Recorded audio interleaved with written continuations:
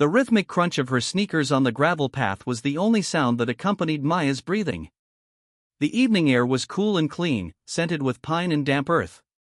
This was her time, the space between day and night where the world slowed down. The woods bordering the suburban park were a familiar, friendly darkness. That's why she noticed it immediately. A stillness, about 50 yards into the tree line. A vertical shape that broke the pattern of the trunks. She squinted, her pace faltering. It was just a person, standing perfectly still.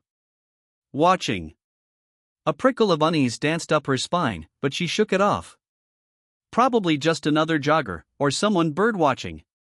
Don't be paranoid. She picked up her speed, aiming for the comforting glow of the street lamps ahead.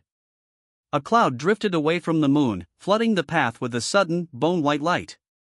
Against her better judgment, she glanced back. The figure was still there, but closer now. Close enough to see details under the stark moonlight. It was unnaturally tall and thin, its limbs just a little too long. And its face, it was twisted and pale, like old, lumpy clay.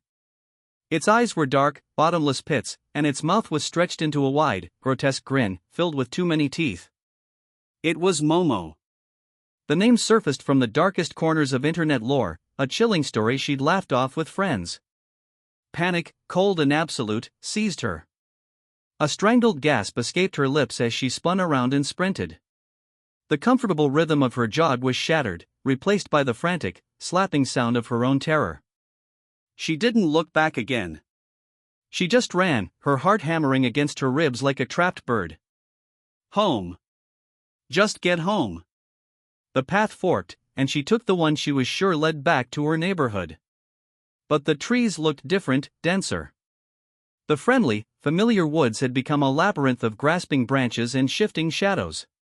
The street lamps were gone. There was only the moon, casting deceptive, skeletal patterns on the ground.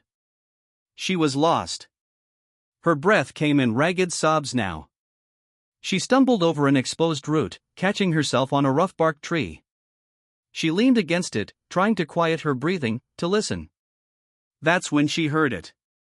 Not a footstep. Not a breath. Whispers. They were faint at first, a sibilant rustle like dry leaves skittering across pavement. Then they grew clearer, weaving through the trees from every direction at once. They weren't words she could understand, but the intent was unmistakable, a low, insistent, mocking sound that wormed its way into her mind. Run, run, little one. We see you. So lost. She clapped her hands over her ears, but it was useless. The whispers were inside her head. Pushing off the tree, she ran again, directionless, driven purely by the primal need to escape. Branches clawed at her arms and face, but she barely felt them. And then, another sound joined the whispers. A soft, rhythmic scuff from behind her. It matched her pace, but it was closer. Always closer. She dared a glance over her shoulder.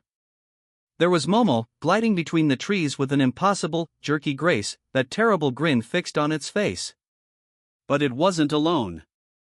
From the deeper shadows, other pale, twisted figures emerged, their movements a synchronized, nightmarish dance. They didn't run, they simply were there, always just at the edge of her vision, hurting her, their whispers merging into a single, horrifying chorus. She broke into a small clearing, her chest heaving. This was it. There was nowhere else to run. The trees surrounding the clearing were lined with them now, a silent, grinning audience of pale faces and dark, hollow eyes. The scuff stopped right behind her. Maya squeezed her eyes shut, waiting for the cold touch, the end. But it didn't come. Instead, the whispers fell silent. The woods were preternaturally still. Slowly, trembling uncontrollably, she opened her eyes. There was nothing in front of her. No one in the trees. A single, dry leaf crunched directly behind her ear. She wasn't alone. Something was following her. And it had finally caught up.